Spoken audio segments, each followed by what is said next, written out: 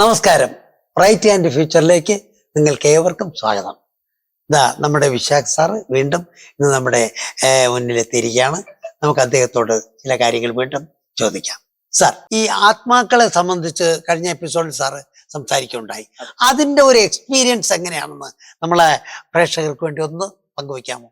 ഒരു കുടുംബത്തില് ഒരാൾ നഷ്ടപ്പെട്ടു പോയി. ആ കുടുംബത്തിൽ നഷ്ടപ്പെട്ട ആളെ കുറിച്ച് അദ്ദേഹം ചെയ്യാൻ ബാക്കി വെച്ച കാര്യങ്ങളുണ്ടാവും.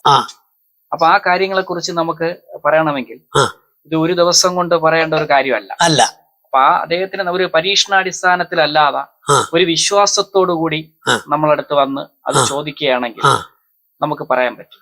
ഇത് ഒരു വളരെ വളരെ കുഞ്ഞുനാൾ തൊട്ടുള്ള ഒരു പരിശ്രമമാണ്. അതെ അതെ, അല്ലാതെ ഒറ്റ ദിവസം കൊണ്ടുള്ള ഒരു കാര്യമല്ല. അതുകൊണ്ട് തന്നെ ചില ആളുകൾ ഒന്ന് പരീക്ഷിച്ച് ഒരു കളിയാക്കൽ രീതിയിലൊക്കെ വരുന്നവരുണ്ട്. അവർക്ക് നടക്കില്ല. അങ്ങനെയുള്ളവർക്ക് ഈ നോട്ട് കിട്ടത്തില്ല.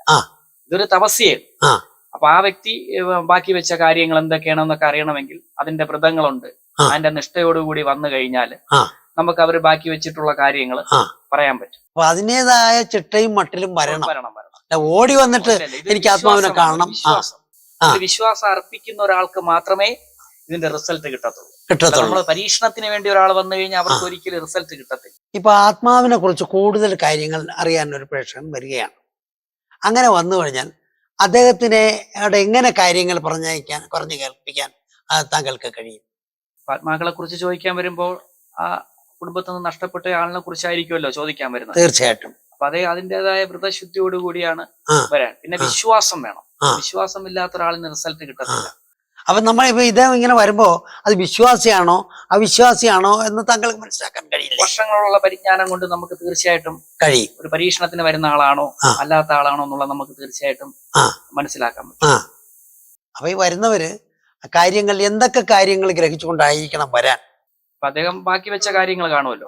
അപ്പം എന്റെ കുടുംബത്തിൽ നഷ്ടപ്പെട്ടു പോയ ആള് ബാക്കി വെച്ച കാര്യങ്ങൾ എന്തൊക്കെയാണ്, അത് നമുക്ക് ആ ഒരു രീതിയിൽ പറയാൻ പറ്റും. അപ്പൊ അതൊക്കെ ഒരു ദിവസമോ 2 ദിവസമോ വർഷങ്ങളോളമുള്ള പരിജ്ഞാനം കൊണ്ട് മാത്രമേ ഇത് പറയാൻ പറ്റുള്ളൂ. അത് ശരി. ഇതൊരു തപസ്യയാണ്.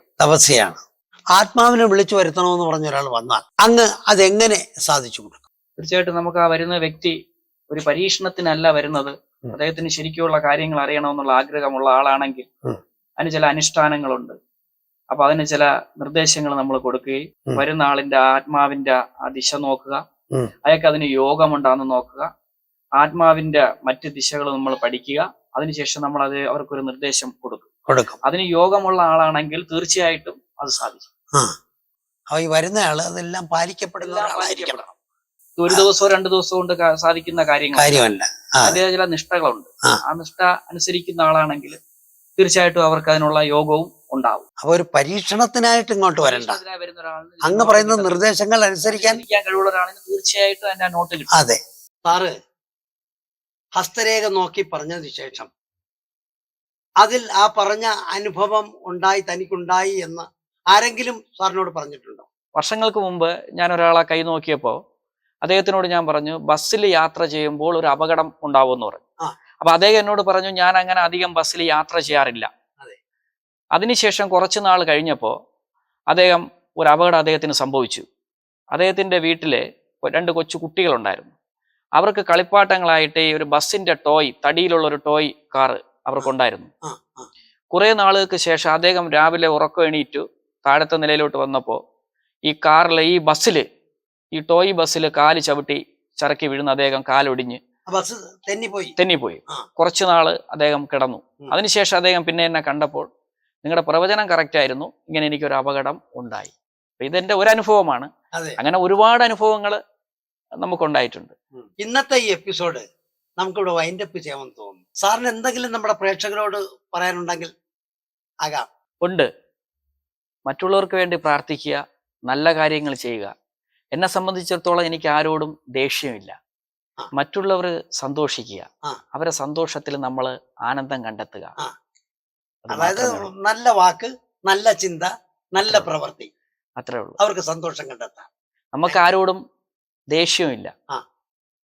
ഈ ജന്മത്തിൽ അതില്ല. Thank you very much.